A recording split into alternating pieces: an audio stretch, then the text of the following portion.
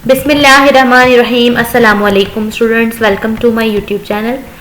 आज हम डिस्कस करेंगे कि प्लॉटर्स होते क्या हैं और इनका क्या हम जो है ना टाइप्स हैं इनको हम ब्रीफली जो है ना डिस्क्राइब करेंगे।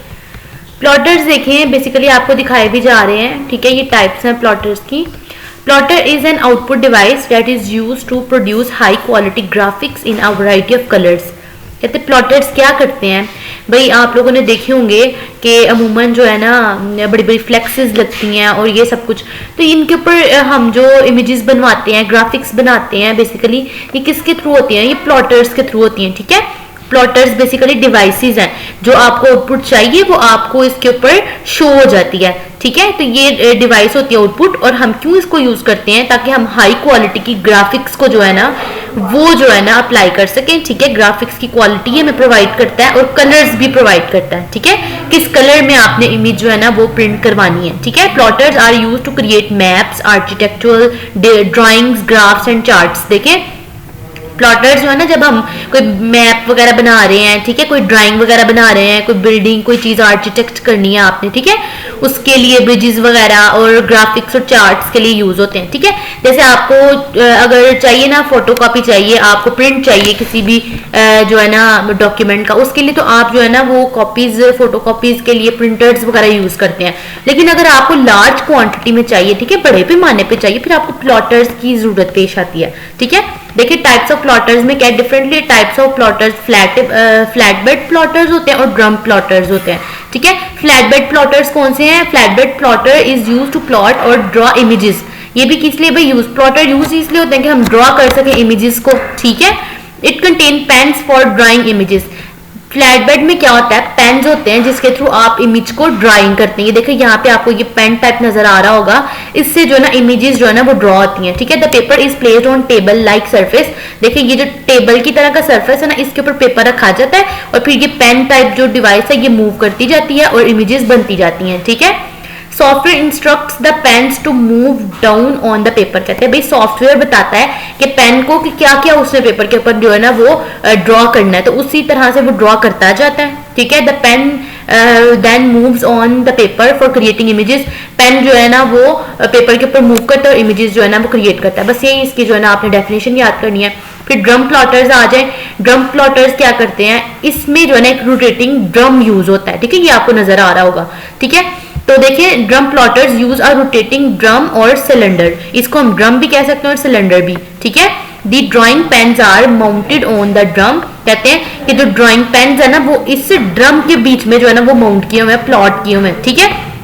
क्या होता है? The pen moves to the left and right as the drum rotates. कहते हैं जैसे जैसे ये ड्रम है ना वो रोटेट करता जाता है, तो ये जो पेन है ना, ये देखिए यहाँ पे ना पेन जो है ना वो जो है ना मूव करता जाएगा और इमेजेस जो है ना वो इस पेपर के ऊपर बनती जाएंगी, ठीक है। The movement creates the desired image. जैसे जैसे ड्रम मूव करता जाएगा और उसकी मूवमेंट से जो है ना ऊपर जो पेन है वो मूव करेगा और इमेजेस ड्रॉ होती जाएंगी, ठीक है। इसके बाद इसका एडवांटेज क्या है ड्रम प्लॉटर का कि it is that the length of the plot is almost unlimited. कहते हैं कि इसका ये बेनिफिट है कि जो ड्रम के ऊपर आप इमेज बना रहे होते हो ना, आप उसकी लेंथ जो है ना जितनी मर्जी आप लेंथ ही रख सकते हो, ये आपके पास अनलिमिटेड होती है, ठीक है, लेंथ जो होती है इसकी। उसके बाद देखें the width of the image depends on the width of the drum. भाई कहते हैं कि जो आपकी इमेज है ना उसकी विड्थ उतनी होगी जितनी आपका ड्रम जो है ना उसकी विड्थ ज्यादा होगी। जाहिर है अगर जितना ड्रम है उसी हिसाब से हम इसकी जो है ना इमेज बनाएंगे ना। अगर ड्रम छोटा हो जाए तो उससे बड़े पेपर को तो वो कैरी नहीं ना कर सकता, ठीक है। नेक्स्ट देखें आपके पास है which device is used to output audio from the computer.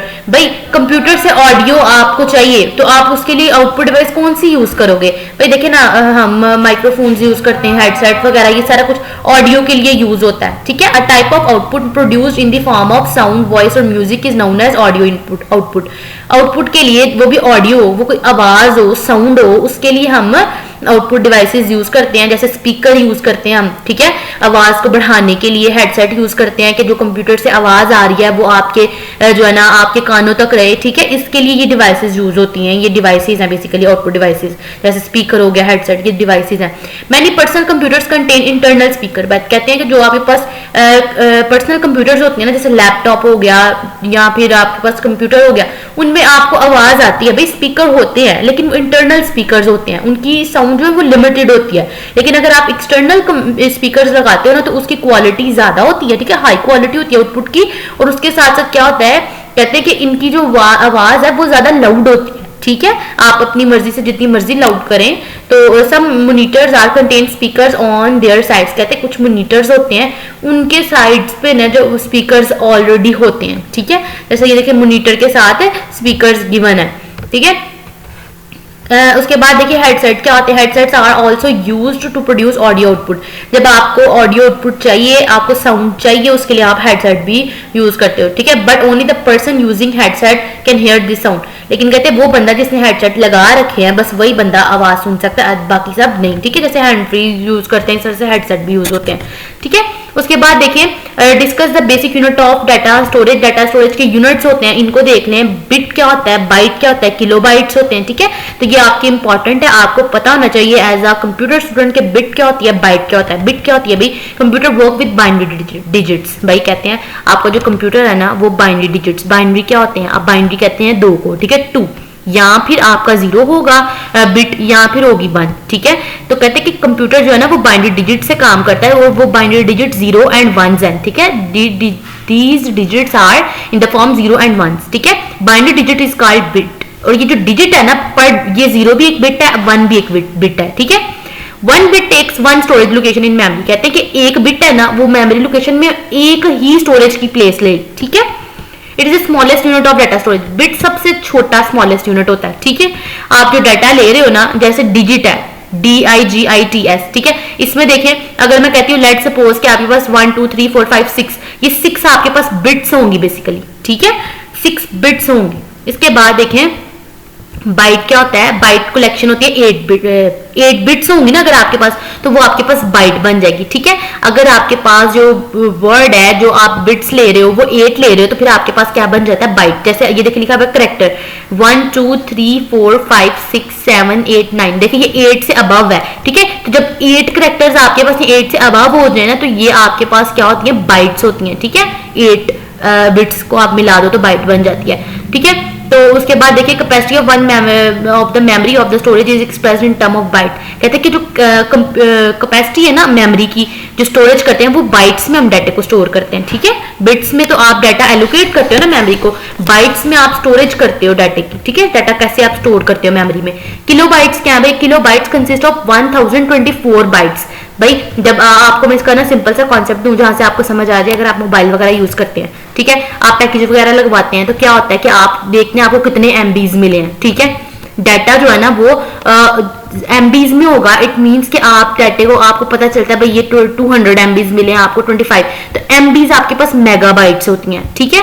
KB आपके पास किलोबाइट्स होती हैं। जो आप डाटा शेयर कर रहे होते हो ना वो बिट्स एंड बाइट्स में होता है। जब आप शेयरिंग कर रहे हो तो इतनी बाइट्स आपकी यूज हो गई हैं, इतनी बिट्स आपकी यूज हो गई हैं, ठीक है। तो किलोबाइट जो है वो 1024 बाइट्स पे जो है ना वो उसकी एबिलिटी होती है, और उसको हम KB से डिनोट करते हैं। मेगाबाइट को आप MB से डिनोट करते हो, और उसमें क्या होता है 1024 किलोबाइट्स होते हैं, ठीक है। और गीगाबाइट में आपके पास 1024 मेगाबाइट्स होते हैं, ठीक है। जब आप कहते हो कि मुझे 5 GB मिले हैं, ये 10 GB मिले हैं, ठीक है, तो इस GB के मतलब उसमें होता है कि आपके पास 1024 मेगाबाइट्स हैं पर GB, ठीक है। 2 GB होगा तो फिर आपकी ये वैल्यू 1024 ऐड हो जाएगी, 2 टाइम्स हो जाएगी।